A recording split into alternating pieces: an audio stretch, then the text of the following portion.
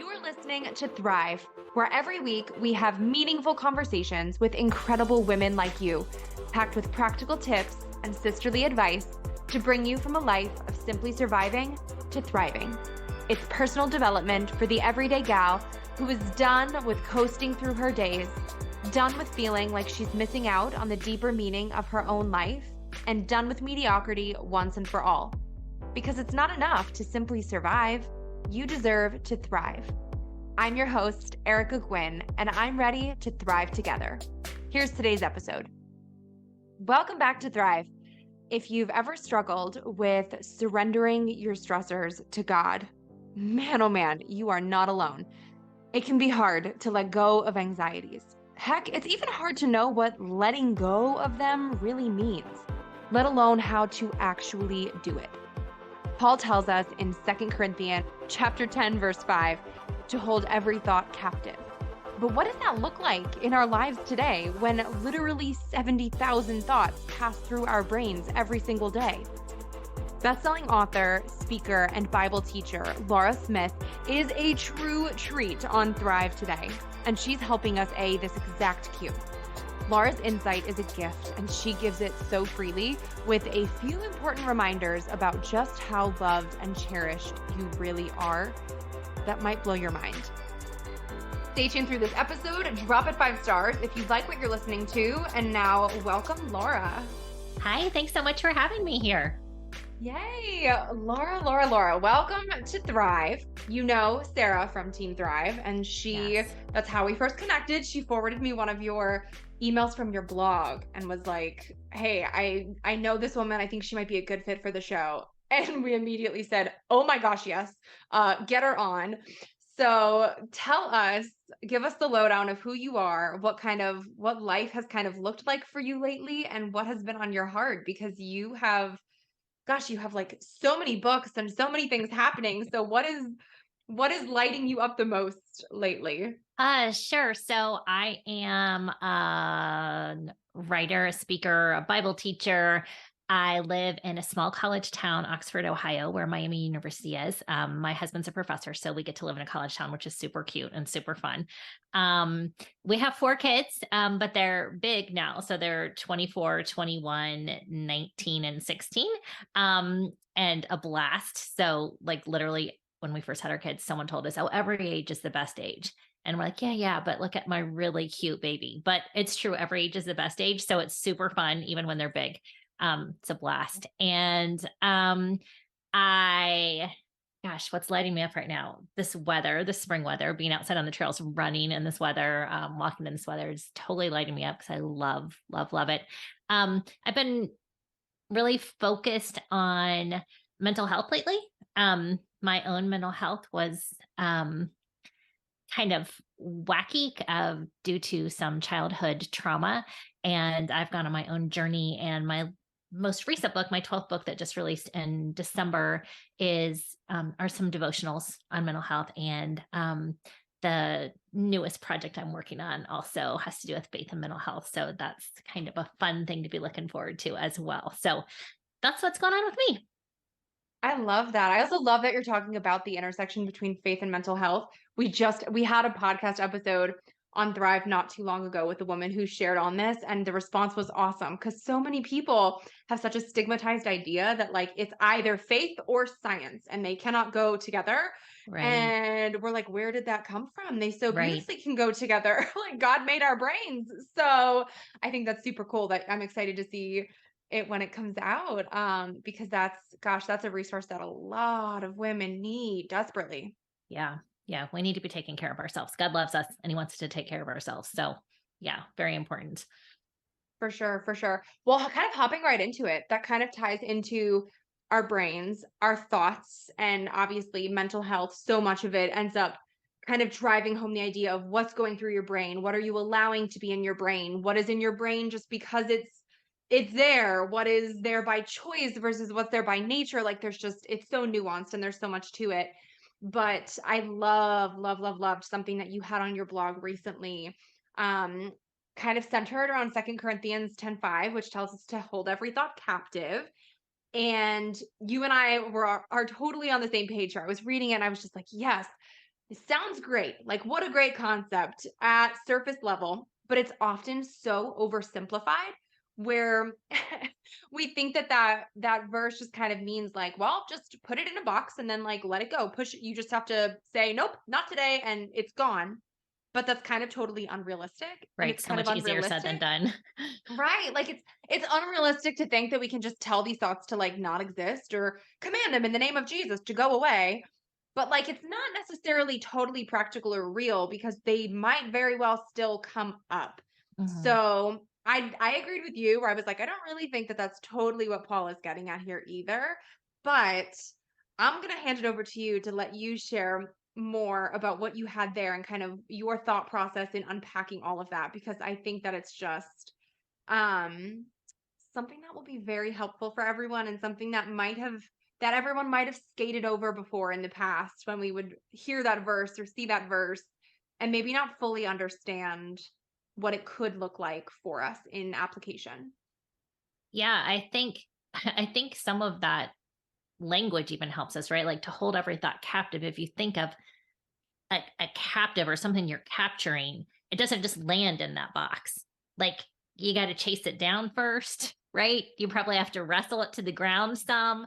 Um, if you're gonna like if you think of any movie you've seen where there's a chase scene or whatever, like there's a whole chase scene involved, and then like they wrestle the bad guy down and have to strap handcuffs on him or whatever before they're ever put in a jail cell or anything. And I think that's what happens with these thoughts sometimes too. Like we do have like bajillions of thoughts going through our brains every day.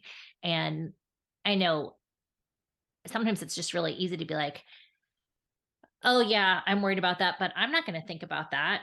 Or I'm just going to numb it. I'm just going to scroll through social media because that's way easier than facing it. But as it turns out, neither of those things really solve the problem because that thought just keeps coming back and coming back and keeping back and haunting us. And we've never held it captive. We've just kind of pushed it to the side. Um, but instead, we need to take those thoughts and actually acknowledge them when they happen. Um, Gosh, it happened to me just the other day. I was on social media, which I love and hate. And Same.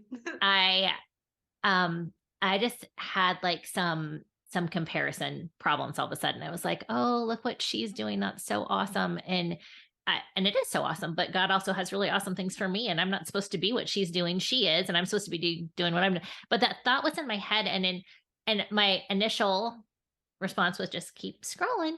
And then like God said to me, "No, Laura, let's talk about this for a minute. Like why is this bothering you? You know better than that."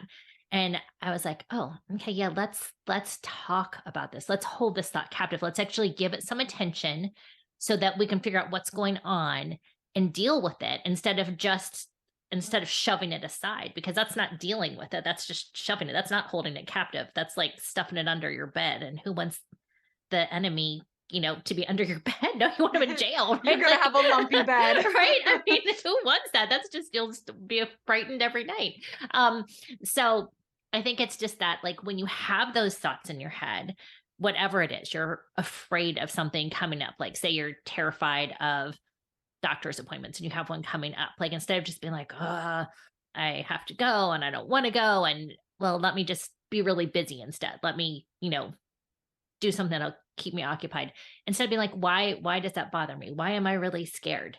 Is it really true that I'm in danger there? Is it, why do I believe that? Like taking some time to actually identify what that problem is and then turn it over to God who is greater than everything. Um, when I actually turn things over to God instead of trying to deal with them by myself, I mean, we're just coming off of Easter here. I mean, Jesus rose from the dead. So I think he can handle my doctor's appointment. I You think know, he's got it. I think Yeah. he can handle it. Yeah. You're worried about an interview. Well, again, like Jesus and God created the entire universe. I think they can handle your interview. And if you're supposed to get that job, they can make it go the way it's supposed to go. Should you still prepare? Of course. Should you be on time? Yes. Should you look professional? Of course. Do what you can do always. And then trust the guy who created like bees to be able to create honey and cardinals who are birds who barely have brains to be able to mate for life. How do they recognize their mate? I don't know, because God created them to do that. um you think of like porpoises who can communicate through echolocation. Like God created a whole sixth sense for dolphins that we don't even have. Like, how can we not trust him with our stuff when we actually stop to think of who he is? All the things that have my brain going crazy town, all those thoughts that I need to take captive, when I stop and I grab them and see what they are. And then when I turn them over to Jesus and talk to him about it, it's always like, oh, one, you can do anything. And two, you love me. So if you can do anything and you love me, why am I worried about this again? So yeah, that's what we're supposed to do. Now, are we always great at that? No, but it's something that we can work on. And the more time we actually spend talking to Jesus, the more we'll find that we're talking to him about everything, and the more we'll find we're talking to him about things sooner. And he becomes our best Yeah. friend who we can literally tell anything. And then it's not like this weird, like, well, I'm not at church, so I shouldn't bring that up, or I only pray once a day, so I should just wait until I do that to do it. No, it's like right now I'm in traffic and I'm going to be late for something and it's stressing me out. Jesus, like, help calm me down. Because you promise Yeah. that your peace surpasses all understanding. You promise that you're the Prince of Peace. So you promise that peace is a fruit of the Spirit. Can I have some, please? Like, um, yeah. So I think the more we talk to him, just the more natural it becomes, and the more easy it is. Just like with any friend, the more you talk to him, the easier it is to bring up anything with them, and then the more we'll understand how much he really does love us and is fighting for us. Hmm. So good. I love that you brought up social media as an example of this too, because I have heard this said so many times and it grinds my gears every single time I hear it, where these so-called social media experts will, or even like mental health gurus, whatever you want to call it, will say, oh, if something is bothering you on social media, or if someone is bothering you, I'm putting air quotes there for everyone who can't see us. Like if something is, if you're comparing yourself to someone, if someone is making you feel bad about yourself, unfollow them. Get them off your feed. Just like eliminate it from there. So if you can't see it, it's gone. And it's always bothered me because I thought, okay, but just because I can't see it on my news feed does not actually fix the root of whatever problem is there in my heart that was causing me to have a negative reaction to For sure. something, to someone else's happiness, to someone else's blessing, to someone else's highlight reel. Right. It doesn't actually change that problem at all. It's just making it where it's like out of sight, but it's probably not out of mind because it's Right. probably something I'm thinking about with like other people too. And it always got me thinking, it's like if you have this deep cut and you go to the doctor, do they put a band-aid on it? Or are they like, hey, you need stitches. Like you need stitches or else this is gonna get infected and it's gonna get worse before it gets better. And if we just have this approach of like, well, if something makes me feel uncomfortable in the moment, I'm just going to like block it so I can't see it on a news feed anymore without actually diving deeper into, well, what is the actual issue here and why is it bothering me so Right. much? And Right. like divine doctor, fix me, help me out here. Yeah. Then we're just going to have like a lot of heart wounds that keep festering and we're just Yeah. slapping band-aids on things that need stitches and it's not a sustainable solution here for a better faith life, better mental health, happiness, holiness, literally any of the above Right. for any point in time. Right. Yeah, there's no healing there. Um, Exactly. you had to take your like whole like medical issue to another. As you were talking, I was just thinking like, yeah, if you have an allergic reaction, um, you can take a Zyrtec, or if you have an EpiPen, it's that bad you can take. But if you don't find out what you're allergic to, if you don't go to the doctor to get tested for allergies, you're just going to keep having that rash or keep breaking out in hives or keep like, it's just not going to go away unless you treat the problem. Yeah. Yeah. And I love in the post something you had mentioned too was like we're not surrendering it to Jesus and like bringing him into the picture here. It's not like it's this magic wand that just magically fixes things, changes reality. It's not like a switch being flipped where suddenly problems don't exist. It's like you still have the same things that you need to get done. You still have things that stress you out. Like this is all just called real life, Mhm. but now we have the perspective that we can bring into them and the way that we approach them is what can change. And now they might become opportunities instead of obstacles. And now this might be something that we can look at in just even like just enough of a different light where we approach the entire situation slightly differently. And that could have this ripple effect on everything else. It's like, it's not, so it's one of those things where I like calling that out for people because, like, obviously, we love Jesus, and maybe not everyone listening to this conversation is at that same point, and that's okay. Right. But like, we're not coming at this from this like hunky dory Pollyanna. Yep, you just have to do XYZ, give it to Jesus, and you'll never have a problem again. Like Right. we're literally promised in the Bible that we will have problems. So Yeah, for sure. Yep. it's totally just about our attitude and our how we experience those problems that we are literally promised for the rest of our life. And I think that that's like it kind of makes all the difference. Yeah, absolutely. Absolutely. And as like with any problem, if it's I read this in a mental health article actually that like if you consider it as a like something you're carrying, like a backpack, um, when you ask someone else to carry the load or take turns or even give them something that's in your backpack, it totally lightens your burden. And that's what we're doing when we talk to Jesus. We're just saying, like, can you take this from me? Like it hurts my back. Give me a Um, break. Yeah.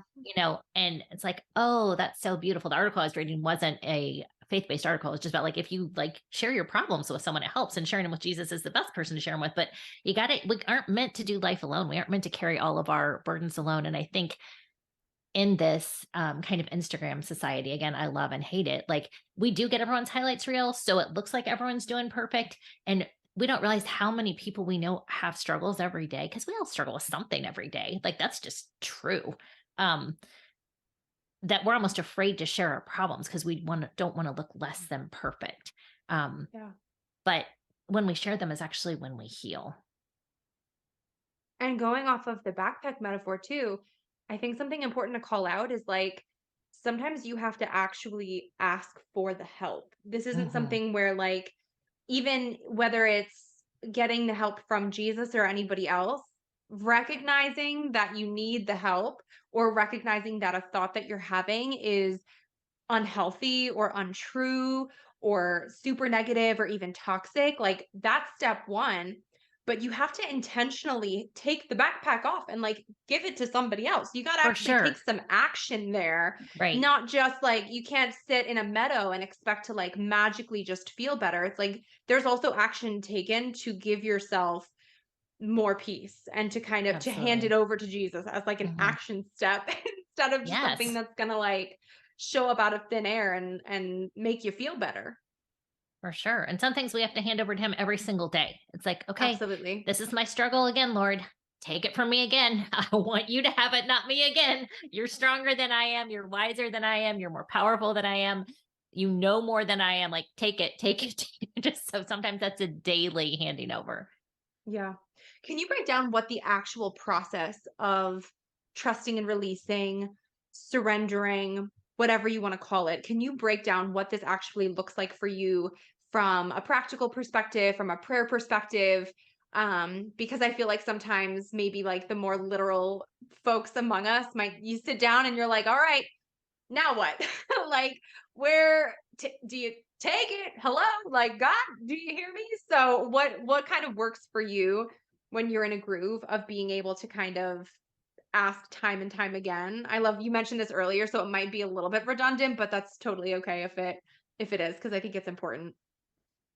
For me, it's really I need to have some designated prayer time every day. And like I was talking about earlier, yes, as things come up, it's better if I just throw them out to Jesus on the spot. Like this is freaking me out. My heart is racing. Like, oh my gosh, that person is calling me. Like instead of just like trying to handle it all on myself or just internalize all those emotions, turn them over to Jesus in the moment is great. But also personally, I spend about 20 minutes in my prayer closet every day. And it's literally my closet. And I close the door where there is no noise and no light and no distractions. And I set my timer. And I just use that time to take everything to him. And sometimes that's like thank yous, like thank you for this gorgeous day or for my kids coming home for Easter, or, whatever great thing has happened. And sometimes it's just like one issue, like this is really scaring me. I don't know what to do here. And just sitting and taking time to actually listen to him too.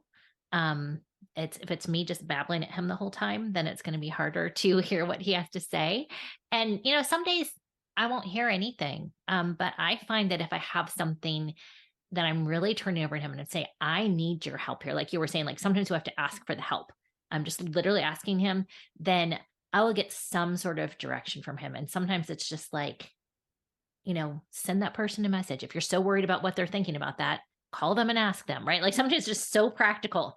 And sometimes it's just literally a reminder of something he's done for me in the past, like how he has so pulled through. And he's like, remember when I did that? Like, I'll do it again. Like, you remember these things I did? And sometimes it's just literally like, Laura, trust me. Like there's so many promises in the Bible where he's like, I promise to never leave you or forsake you. I have the hairs on your head numbered. I have plans for you, plans to prosper you. I will be with you always to the end of time. Um, you read these things, and if you actually remember them, and it's like, oh, this is someone I can trust. He'll be like, I laid down my life for you. I came down to earth. I was king of the entire existence of everything on a throne in heaven with all this glory, and I left it so that I could experience life how you did. And then I actually knew I was going to be betrayed and spit on and crucified and humiliated. And I did that because I love you. Like, why aren't you trusting me to take care of you? Um, and when I actually listen to him and think of those words, I'm like, yeah, like he's been there for me a zillion times. Both in the Bible, all the things he's done for humans in general, and all the things he's done personally for Laura Smith. This is someone I can trust, and I can turn things over to him because, like right now, my daughter is getting ready to move and she needs to find a new apartment and new roommates and all those things. And I'm like, oh, God, this is a lot. And I want her to find the perfect roommate in the perfect place. And he's like, remember when she moved to Nashville 2 years ago? And she found a safe place and she found two good roommates. He's like, trust me, I've done that. I'll do it again. And it's just like, oh yeah. Oh yeah. So anyway, that time in the closet for me is priceless. It changes my whole mental health. It changes my whole perception on everything.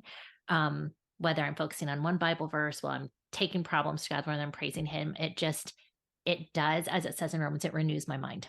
Yeah. And it takes me away from all of my worries and all the things that Laura is worried about for the day, whether that's getting chicken out to thaw for dinner or like really big contract negotiations on my next book, right? Like no matter what it is, it just reminds me of a God who is so much bigger and so much more loving than I can fathom, and that he is caring for me and guiding my steps and promises to keep his hand always on me and to go before and behind me. Okay, it changes everything. For sure. In you talking about the prayer closet and everything too, it made me think of this. So I feel like I got to share it. It's like sometimes we have these grand expectations that we're going to hear a lightning bolt from the sky or like clear words, clear answers, clear. And if we find ourselves in prayer and we're not necessarily getting that in the moment or in the way that we would hope or maybe expect, we get discouraged or we get frustrated and we're like, all right, God, like, hello, tell me something here. But it makes me think of like in this whole idea, if the whole thing is you're just building a relationship with Jesus and Mhm. Jesus is your friend, it's like you're not, if you're with your girlfriends out for dinner, you're not necessarily, there are times where you're getting feedback from them and like actively being told things. And there's sometimes where like people just need to sit with you and you just kind of have to like be in the presence of people who love you and care about you. And Mhm. sometimes like this yourself. Sometimes you just need to be told like I feel you. Like I got you. I understand what you're going through. I'm here for you. I'm not giving you 32 next steps or solutions or ideas or whatever, but I'm just here and Yeah, that's enough. for And sure. like sometimes maybe that is what God is doing for us when we're in those Mhm. moments where we're in our own prayer closets or when we're on the bathroom floor crying or whatever the case might be, Yeah. where like it's not maybe that's not the moment for you to have your whole life plan given to you. Maybe it's just a moment where Jesus can kind of pat you on the back and be like, I know it sucks and I'm here for you and I'm not going anywhere. And Mhm. like, yeah, Absolutely. Yeah. Yeah. And that and is that can be sometimes what enough. we need to hear more than what the next thing is. Right. Well, now I'm gonna unpack my brain too a little bit because we Oh, were yeah, talking please about do. this. We were talking about this a little bit before we hit record. And this just kind of segues right into that, the idea of us being enough and this is, I think, a message we hear so much in secular society today, like, you're enough, you got this, like, you, versus the idea that Jesus is enough. And is Jesus enough for you? And I think this can get kind of muddy and kind of confusing because, on one hand, there's like all of this messaging around manifestation, making it happen for ourselves. And it all kind of really relies on this idea of like, you are enough just the way you are at its core. But maybe the unintended consequence there might be thinking that we have got it all ourselves and we don't need a savior, or we don't need help from above or a higher power and God to help get us through, which can also obviously kind of be like dangerous thinking and lead us down not a great path. But also at the same point, like, we were enough to die for, and we are enough for Jesus. And like, it's this huge both and that we were talking about before. And I would love to have you unpack this for us, because I know, like, for me personally, this is just something that I think about all the time. Like, what a crazy concept that we can be so enough, but also so not, but also we are. And it's crazy to me. Yeah, no, that's all 100% true, right? Like, so I think my favorite verse that unpacks that, and it's totally blanking on where it says right now, but Jesus says, "My power is made perfect in your weakness. My grace is enough." So that means we have weakness. That means we aren't perfect. And I think when we try to, like you said, manifest or just say like, it's like, I can do anything, um, then we are going to let ourselves down because we're going to fail in life. We're not going to get every job we apply for. We're not going to get every book contract I send a proposal out for. We're not everyone we date in college. We're not going to end up marrying, right? Like there's things that happen because we live in a broken world. And then we'll start to doubt ourselves or our capabilities. If we think it all depends on us, we will end up being very broken because we will let ourselves down. Um, but the truth is that Jesus calls us his masterpieces. And he said that before time even began, he chose us. It tells us that in Ephesians 1. It's like, really, before time began, he chose you and me and everyone listening, whoever you are, whether you believe in him or not, he chose you before time began, which is really incredible. And then he knitted us together in our mother's wombs, which I just think of like such the artisan, like being so intentional as they would knit something or weave something that's just, it's not a rough draft situation. It's a very intentional, every brushstroke, every stitch of something is so intentional. So everything about us is exactly how we are supposed to be. And if we're masterpieces, like, are we living like that? But also, if we're a masterpiece and we're living like, oh my gosh, like I am created in God's image and he made me intentionally and everything about me. And I try to become professional soccer player, I'm going to fail. Both of my daughters play college soccer. I cannot play soccer. But I'm not supposed to be like them because again, God created us for our individual paths and for the things that he's called me to do, he's totally equipped me to do. And the things that he's intended Erica to do, he's completely equipped you to do. And each person, and if I apply for a job that he never intended me to have, I'm not going to get it because that's not his path for me. I might be perfectly qualified and there might be a toxic person who works there who would damage me.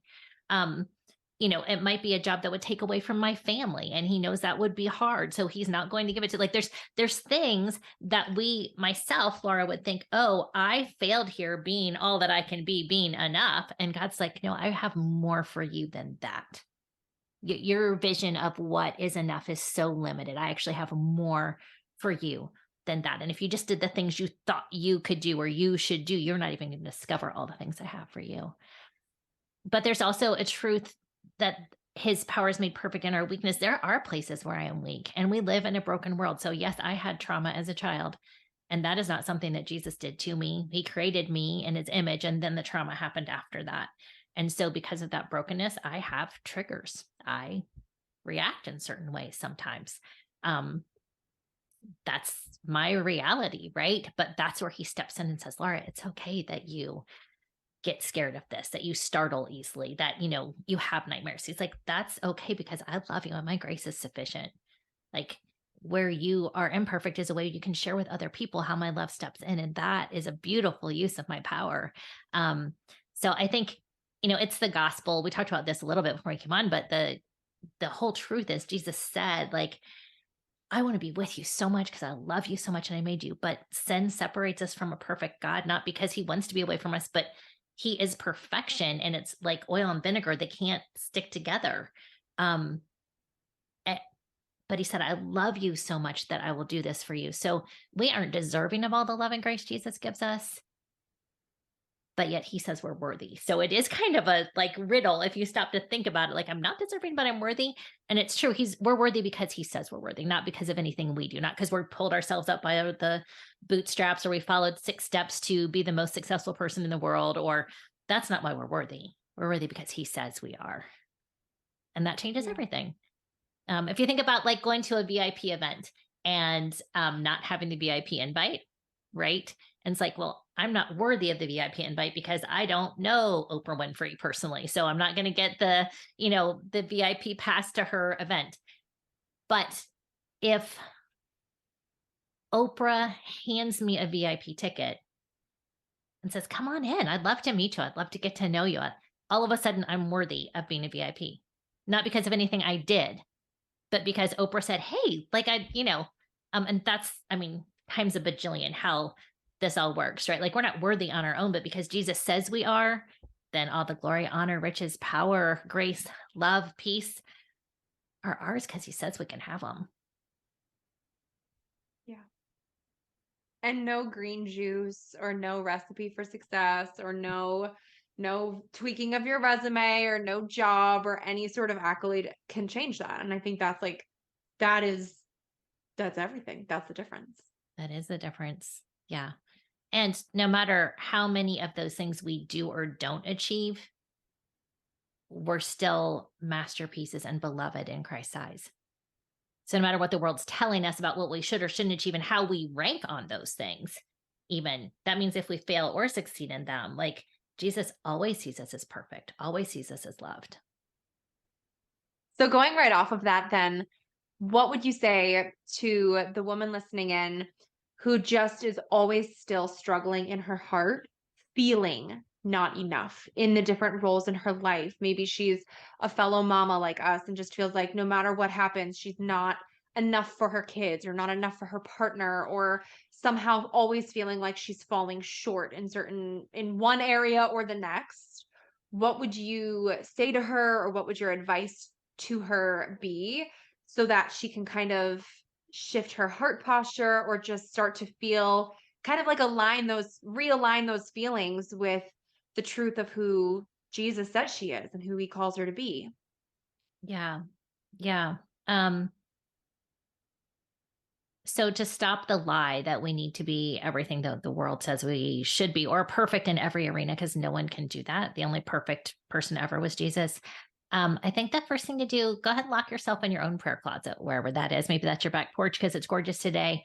And set a timer. And if you don't have 20 minutes, do it for 5. Do it while your baby's napping. Do it while you're in the shower where no one can talk to you for a few minutes. And ask Jesus what he thinks of you. And then just be silent. And I bet you $1 million he'll tell you he loves you.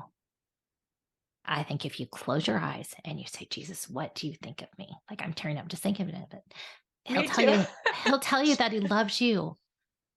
And that's all we're really craving, isn't it? Why do we want to be a perfect mom? Because we want our kids to love us. Why do we want to be a perfect wife? Because we want our husband to love us. Not because we want that for ourselves, but we love to feel loved because God created us that way, with a desire to be loved, because he has an abundant love for us and he wants us to desire his love. And if that doesn't shift your heart, I'm not sure what will. But I would also start reading the Gospels in the Bible. If you've never read the Bible before, if you did as a kid and it like didn't resonate with you, I would start with Matthew, Mark, Luke, and John. And to be honest, I would start with John and see how Jesus treated the women. And then you'll see what he thinks of you. Because there was a woman who was caught sleeping with some guy who wasn't her husband. And we don't know the story of how she got there. We don't know if she was forced into it. We don't know if she was being trafficked. We don't know what was going on. But thrown into the middle of a street, and clearly how humiliating. She's naked. She's been caught having sex with this man, thrown into the middle of a street like that. I can't even fathom. And all these people gather around. In fact, they want to kill her. They want to stone her because that was the thing at the time. And Jesus looks at everyone else. He said, okay, here, whoever has never messed up, you be the first one to throw something at this lady. That's how he sees us when we mess up. We're going to mess up. But he looks around. He's like, look, everyone else messes up too. And what does he say to her? He says, I owe nothing against you. Like, I have no charge against you. Right? Like, Mary Magdalene had 7 demons in her. We don't know what that means either. We have no idea if that was a mental health issue or seizures. Like, we just don't know what that meant. The very first person Jesus spoke to when he rose from the dead was her. She wasn't qualified by the world standards. Can you imagine what people might have called her behind her back or said to her? And he's like, I want to see you first. That's how much I love you. That's how qualified you are in my eyes. Did she have formal training? Was she one of the 12 disciples? No. But you know what? She was beloved by Jesus. And so he said, you go and tell everyone about me. There was a woman at a well who, again, had had multiple husbands, and we don't know what terrible thing happened to her to make that happen. Did men divorce her? Because at that time, you could just hand a woman a piece of paper and said you didn't want to be married to her anymore. Did that happen to her? Could she not have babies? Was she infertile? Because at the time, that was also like the currency in their culture was creating heirs, because that was your dynasty more than dollars were sons. We don't know why she had been through several husbands. Did they die? Men died early in those ages. There were diseases and not doctors and wars. But she's in this terrible situation. She's from another culture. Like, there's racism against the Jewish culture, which is Jesus's, and her culture, the Samaritans. And he deliberately goes out of his way that day, sits down next to her, treats her like no one has ever treated her. And then you know what she does? She tells her whole town about him. It totally changes her life. She was hiding from people because she was so not comfortable with what people thought of her. And then she goes into her whole town. He says, I give you living water that will quench all your thirsts. So if you're thirsting to be a better mom, a better wife, a better girl boss, a better, like a different size, or have a better yard, or a house like JoJo, like Jesus says, I satisfy all your thirsts. You don't need that. You just need me. And that's how he treated women. So let alone all the men that he treated beautifully too. So I suggest asking him what you think. I rambled. I had a long answer. And then just reading about the women in the Bible and how he treated them and how he empowered them, and what he thought of them. Yeah, that's so good. Laura, before we wrap things up, talk to us about your latest book too, because you wrote a devotional for teenagers, which is incredible. And like, obviously you're a mom of 4. So talk to us about 5-minute devotions for teens. Sure. So my latest book is called 5-Minute Devotions for Teens, A Guide to God and Mental Health. And yes, lots of teenagers have been reading it, but I have gotten so many comments back from parents of teens that wanted to read it, like with their kids or see what their kids were reading, who said that it's really been a great devotional for them on the daily. So That's it's awesome. just a short, quick little 5 minutes of Bible verse, a quick little anecdote about our daily lives, and then a short prayer prompt at the end. And it's really just incorporating a ton of mental health practices that are accepted and common and normal, and how those tie in with our faith, and just some really practical and biblical advice on how to manage that in our daily lives. That's awesome. And 5 minutes. Who doesn't have time for that? Right. Everyone has 5 minutes. I love that. Well, in getting things wrapped up, Laura, I also want to ask you what we ask everyone to close out the show, which is, what does thrive mean to you? And how do you strive to thrive in your everyday life? Absolutely. I think we've talked about some of it today, but I believe that thriving is believing who Jesus says we are. Honestly, believing he calls us fearfully and wonderfully made, which means awe-inspiring, not fearfully like scared, but I meant awe-inspiring. So that means you who are listening, you are awe-inspiring. You inspire awe. It means you are wonderful. He calls you his masterpiece. He calls you royal and holy and chosen. And I think thriving is when we walk in those truths. So good.